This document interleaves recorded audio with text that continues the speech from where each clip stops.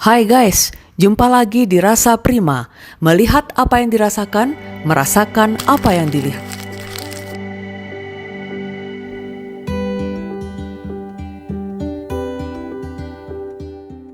Halo, selamat pagi. Ketemu lagi dengan saya Prima Dewi di YouTube channel saya Rasa Prima. Apa kabar semuanya? Semoga sehat-sehat selalu ya. Hari ini saya berada di sebuah tempat yang sangat spesial. Sangat spesial baik secara visual maupun secara maknanya maupun bagi saya sendiri. Karena ini udah berkali-kali saya kesini, tetap aja Pak merasakan sesuatu yang berbeda tiap kali saya kesini. Nah, kali ini saya beruntung banget bisa ketemu langsung, bisa bicara langsung dengan yang membuat tempat ini, yaitu Pak Sunaryo. Selamat pagi Pak, apa kabar? Pagi, Ya, baik. sehat ya Pak ya? Alhamdulillah. Ya. Baik. Nah, tempat ini namanya Wat Batu, berada di Bukit Dago Pakar Timur ya Pak ya? Bukit Pakar Timur. Bukit Pakar Timur ya, di Desa Ciburial. Nah, kita pengen tahu lebih banyak ya teman-temannya tentang Wat Batu ini. Pak Naryo, bisa cerita dikit nggak Pak tentang Wat Batu ini Pak? Mulai dari awalnya, kenapa Bapak bisa punya ide untuk bikin ini gitu Pak? Ya, sebetulnya kan saya mengajar di seni rupa. Iya Pak. Sudah 40 tahun. Ya. Sebelum pensiun beberapa tahun, saya terpikir saya harus berkelanjutan untuk memberikan sesuatu pada yang muda-muda. Iya Pak. Maka saya bikin Selasar Sunaryo Iya. Art Space. Yang di depan sana kan Pak ya? Ya. Di sana selalu pameran-pameran memunculkan orang-orang muda, seniman-seniman muda, Iya, Pak. terutama yang lulusan dari Fakultas Seni Rupa. Ya. Iya. Nah, dari tahun per tahun, sesudah 15 tahun, Iya.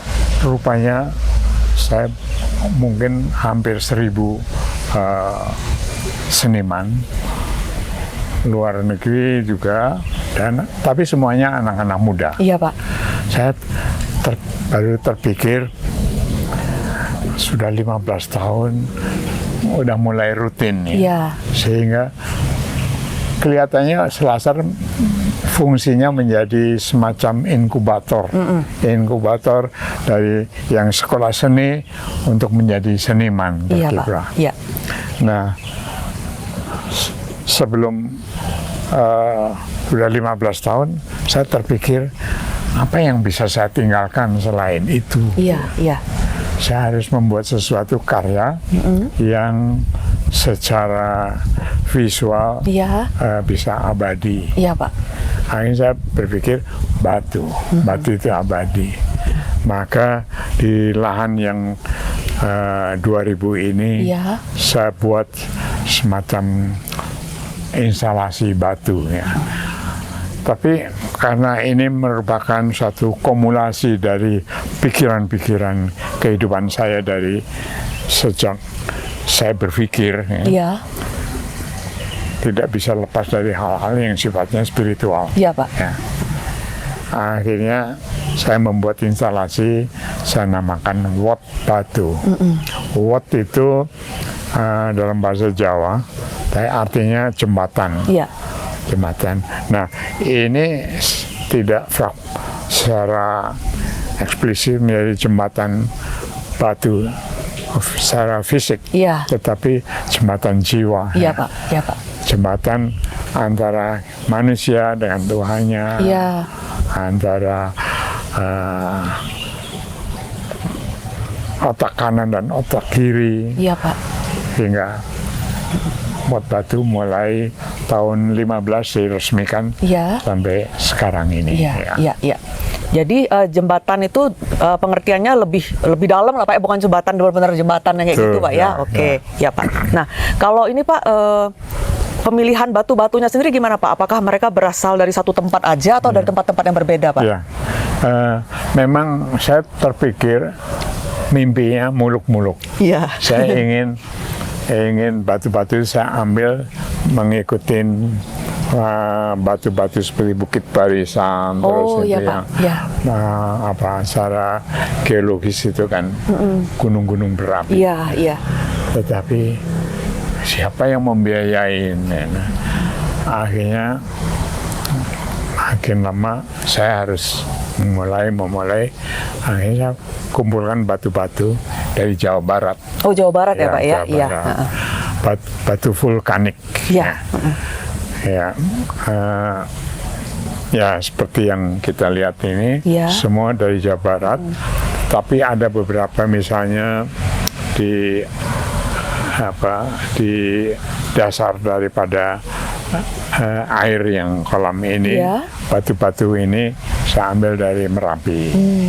Iya, Pak. Terus Iya, Pak. ada yang dari dekat Tasik Selatan, ya, dari Gunung Galunggung Selatan. Terus ada beberapa yang sumbangan dari teman dekat. Oh gitu iya, Pak, ya Pak, ya. Nah, kalau ini Pak pengerjaannya sendiri gimana Pak? Alat-alat yang digunakan atau misalnya kalau yang gede-gede banget kayak gini tuh gimana Ya. Pak bisa sampai ke sini Betul, itu Pak? ya. Waktu awal saya terpikir Stonehenge yang di Inggris itu, Iya Pak. saya terpikir kayaknya ini yang bikin sebelum ada kehidupan. Iya. Ya, manusia kita ini, tapi ada manusia sebelumnya. Iya. Terus atau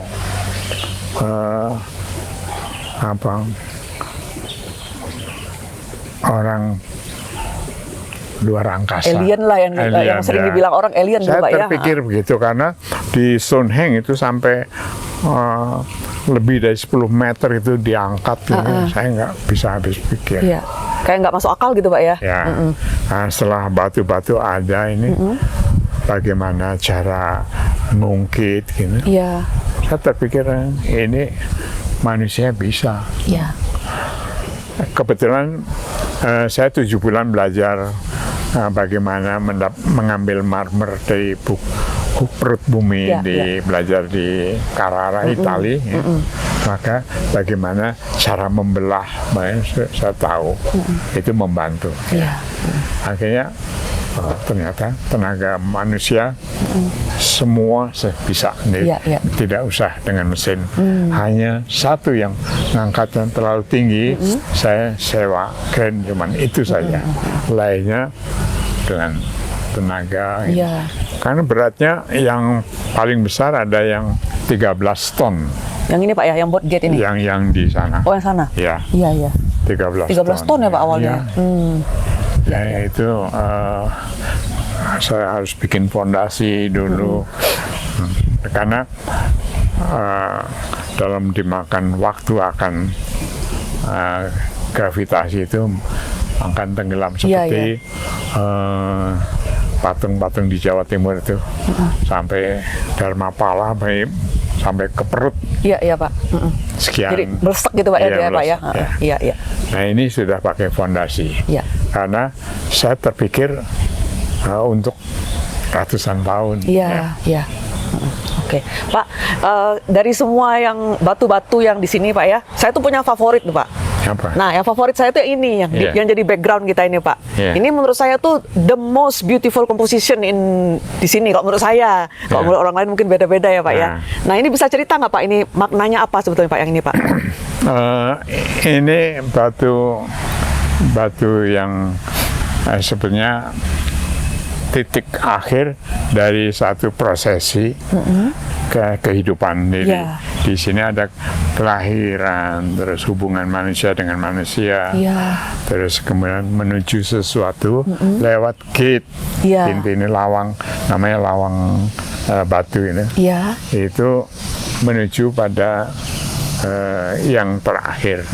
Nah, yang terakhir ini karena kita melihat di bawah itu kita seolah-olah berdiri di bukit karena kota Bandung kelihatan. Iya, betul Pak. Iya. Nah, di Kabuyutan selalu memilih tempat yang tinggi. Iya. Nah, sebenarnya pada hakikatnya ini juga saya selalu saya kaitkan dengan Kabuyutan. Kabuyutan ini di antara sungai, ini di antara lembah. Di sana lembah Sungai Cidurian, di sana lembah Sungai Cikapundung. Iya Pak. Iya, Nah, di sini Pakar itu tempat di sebelah utara Bandung yang sebetulnya sangat tinggi yang untuk kota Bandung. Ya. Nah, kemudian saya berjajar di sini, saya dalam komposisi ya, Ya. saya melihat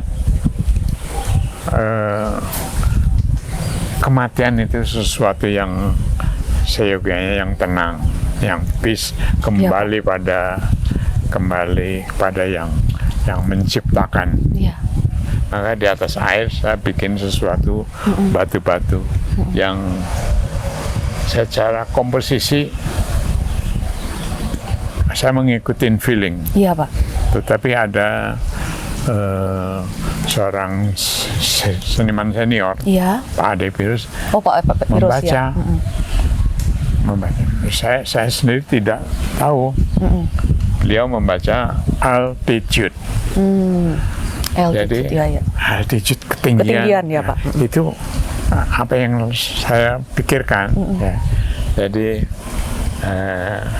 karena berdasarkan kembali raja-raja dulu memilih tempat kabuyutan itu tempat yang tinggi, tempat terjadi satu estafet keilmuan. Iya, Pak. Orang tua pada yang muda, tempat yang tinggi. Oke. Bukit Manggai di Jawa Barat ini ada tempat tinggi beberapa, Iya. tempat situs-situs yang namanya kabuyutan. Iya.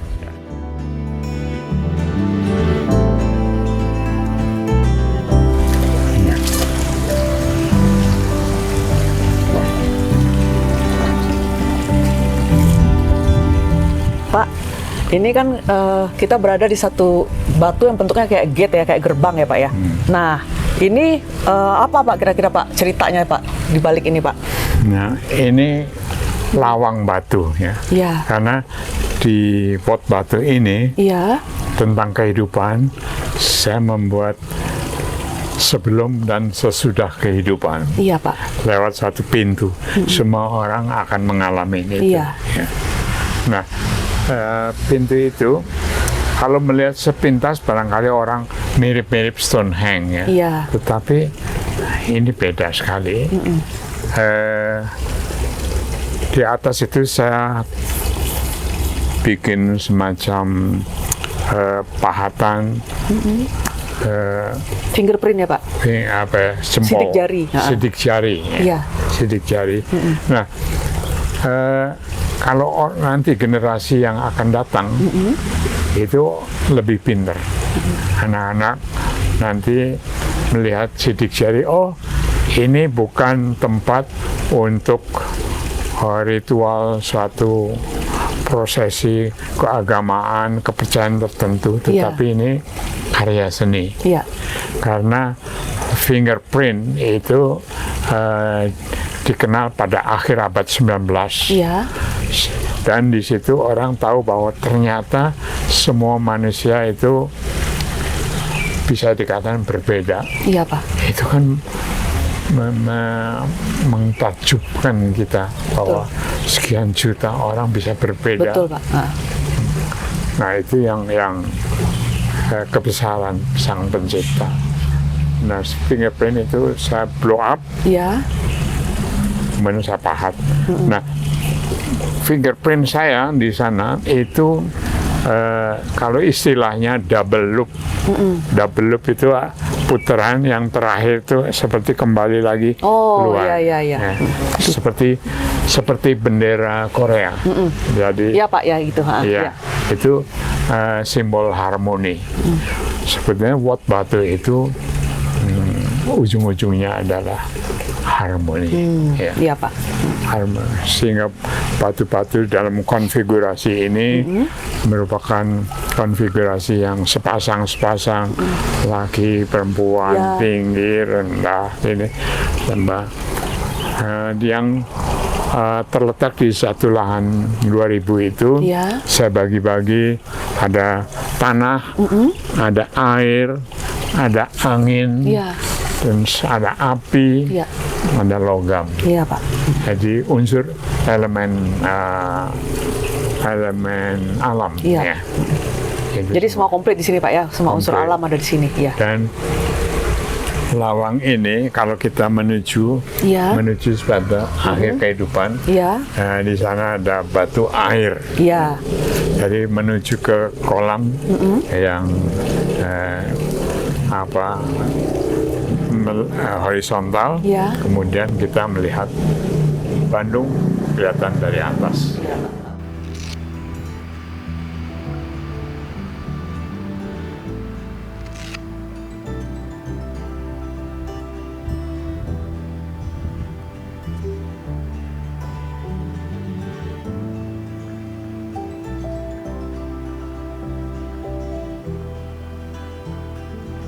Pak, ini kan tiap kali saya kesini saya juga suka banget lihat tanaman-tanamannya Pak. Karena menurut saya tanaman-tanamannya tuh bagus-bagus gitu loh Pak ya. Nah, kalau dari Bapak sendiri waktu bikin ini tuh Pak ada pemilihan nggak sih Pak untuk jenis tanamannya itu Pak?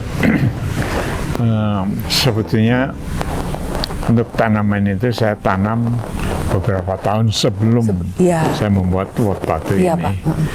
Dan saya memilihnya yang suka saja. Saya tidak perlu sesuatu yang berbunga, Iya. tetapi baik pohonnya, daunnya itu saya suka. Iya Pak. Jadi lebih pertimbangan estetik. Estetik ya Pak ya? Ya. Iya. Dan setelah membuat pot batu, ya justru tanaman-tanaman itu saya ekspos ya. Iya, iya Pak. Jadi saya lihat kan sampai ada nama-nama Latinnya juga dicantumkan Pak ya, Iya. dicari gitu ya. Iya. Iya. Nah kalau yang Bapak paling seneng pohon yang mana Pak? Sulit. Pohon itu kan indah pada tempatnya. Betul Pak ya. Itu semua kalau kita tahu bisa merasakan pohon ini enak di sini, ini itu saya kira mungkin beruntung lah. Iya, Jadi iya, semua Pak. bisa Iya. bagus. Iya. Dan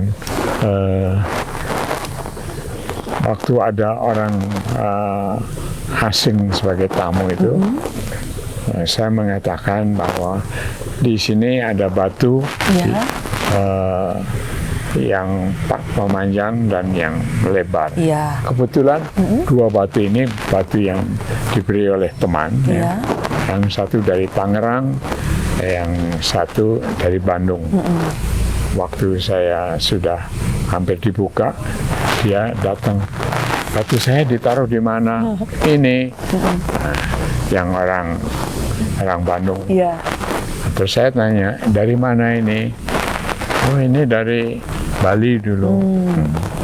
Satu saat yang teman yang dari Tangerang datang juga. Tanya "Di juga. mana Iya, batunya?" iya, iya. Saya tunjukin ini. Oh, di Jajar ini itu, saya dulu batu ini dari mana? Dulu impor untuk bangunan dari India. Oh, jadi batu dari India saya jajarkan batu dari Bali. Jadi mempunyai akar yang sama. Betul. Karena di situ simbolik seperti lingga Lingga yoni. dan Yoni ya Pak. Nah, itu Iya, iya. Hindu. Iya, ya betul. Ya. Iya, oke. Nah kemarin Pak waktu aku kesini kan kita ngobrol-ngobrol, yang ada pohon bodi itu Pak, yang Bapak cerita tuh yang Nah. mana Pak? Gimana Pak? Terus orang asing itu kan ada Hindu, Buddha mana? Wah, saya nggak Hindu muncul karena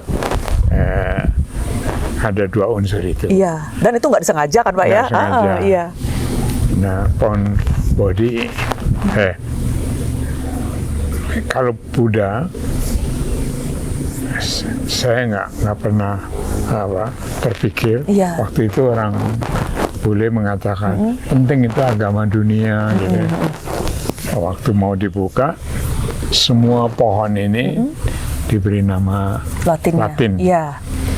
Akhirnya saya tanya, kalau pohon ini pohon apa? Iya. Namanya Ficus religiosa. Iya. Namanya aja udah religiosa ya Pak ya? Terjemahannya adalah pohon bodi. Iya. Sudah Iya. ada. Itu juga Nggak disengaja juga Pak ya? Iya. Iya, iya. tidak Direncanakan gitu Pak ya? direncanakan. Muncul gitu. Iya.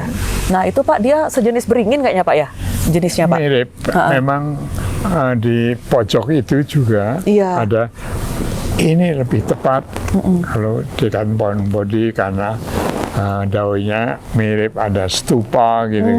Iya, Pak. Terus dibantah lain.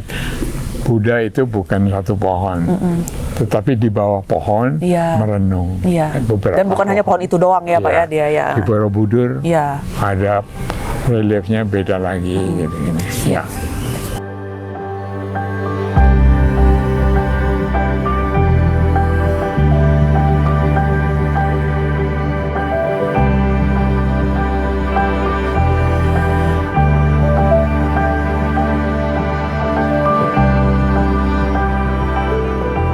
Tadi tuh ada satu pertanyaan yang kelupaan, saking asiknya Pak. Apa itu? Nah, kan saya taunya kenalnya Pak Naryo itu dulunya sebagai seorang pematung ya Pak ya. Nah, tapi kan kalau dilihat tuh dari berbagai di bidang kesenian pun Bapak tuh bisa jalan gitu Pak. Jadi kan kita tahu ada yang grafisnya, ada lukisan, instalasi, bahkan tempat-tempat kayak museum dan ruang publik juga ada ya Pak ya. Nah itu gimana Pak? Kok bisa gitu ceritanya kenapa? Maksudnya Bapak bisa berkarya sampai sebegitu luasnya Pak? Ya, sebetulnya yang namanya belajar itu kita tidak pernah berhenti. Iya, Pak. Tapi ada yang paling penting adalah dengan rasa, Iya. dengan feeling. Jadi bukan hanya pikiran saja. Iya Pak. Betul. Kalau kita belajar dengan dirasakan, dihayati, nanti sesudah mengendap, yang keluar yang itu saja, Iya Pak. pribadinya. Bahwa pegang batu, pegang kayu, Iya. pegang kanvas, itu warnanya kira-kira itu. Walaupun di dalam visualisasinya sangat tergantung dengan situasional, Iya. tetapi bisa dengan berbagai macam media, tapi mungkin juga bakat-bakatan juga yang lebih taktil, lebih ini daripada merenung baca buku gitu. Saya lebih senang praktek. Iya Pak. Iya. Lebih senang berkreasinya itu ya Pak ya. Iya.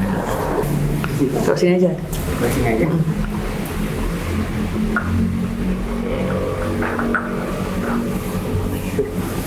Nah, sekarang saya sama Pak Naryo di Bot Batu mau menikmati welcome drinknya ini Pak ya. Iya. Welcome drinknya tuh refresh banget deh, refreshing banget. Jadi itu kalau nggak salah terbuatnya dari apel, nanas, apalagi tadi? Jambu. Ada rosella dan jambu ya Pak ya. Iya. Nah, jadi seger banget ya pasti. Iya. Pak kita tos dulu Pak, tos Pak. Tos. Ya.